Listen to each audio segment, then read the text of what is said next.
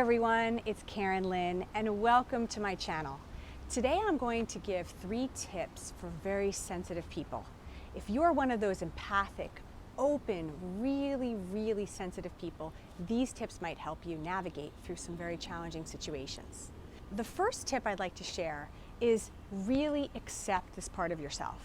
Now, I know for myself, it took a long time for me to really believe that being sensitive and being soft and being kind of like open to everything was actually an advantage and a blessing in many ways. In my early professional development, I would almost be put into situations where I was challenged, where I wanted to look for the win-win, and I was worried about other people and how they were receiving things and if it was working out for everybody. And these environments sort of like rewarded people to be kind of insensitive, and they were telling me, look out for yourself and go for what you want and don't worry about everybody else. And that just didn't feel right. So as sensitive people, we can kind of feel when things aren't really in alignment. And it's really okay it's actually a beautiful thing to want everybody to benefit from a situation. But if you're highly sensitive, sometimes you're just not going to feel like you belong, or maybe you don't feel like you're the right fit for where you are. And you probably aren't. And in that case, like me, you'd have to go look and find where you did fit in.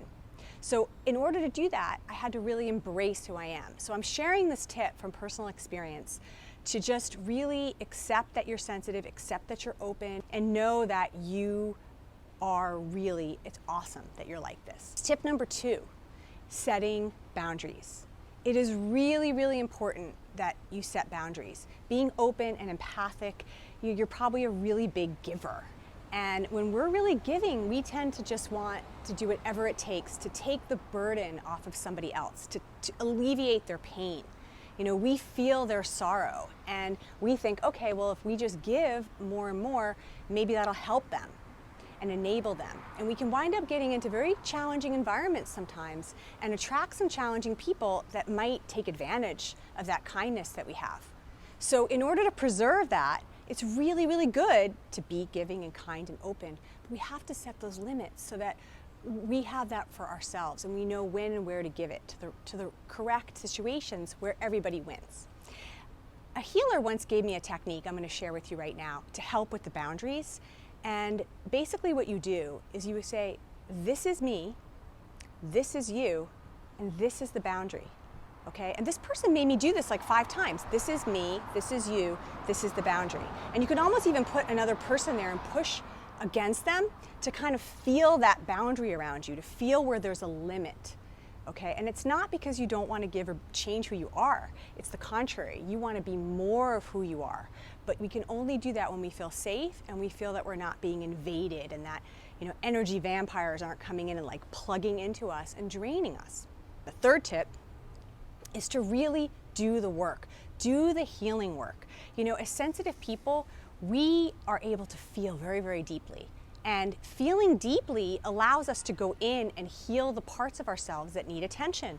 To heal those unintegrated aspects of ourselves, maybe from childhood, maybe from bad choices or perceived bad choices that we've made that have hurt us. It doesn't matter. Whatever it is, we feel it. We may have had addiction issues or very heavy depression. I know I did. And it can feel so dark. And we're in those places because we feel deeply, where we just get enveloped in it.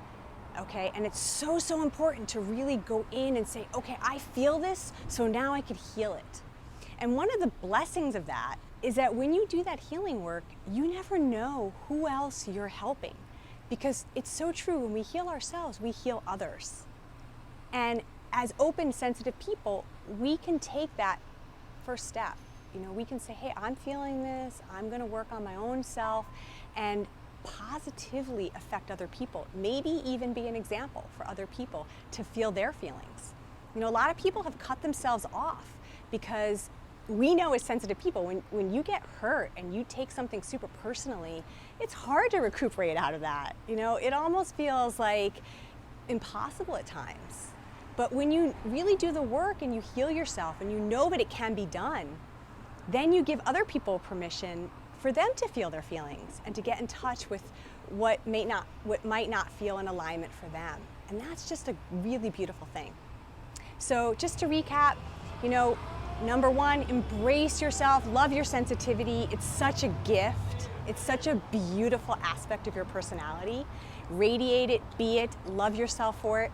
Tip number two, set those boundaries. When you feel that other people are going to try to take advantage of you or capitalize on your kindness and your goodness, just set that boundary. It's not that they're bad people, it's just they want something that you have because you have that feeling inside of you.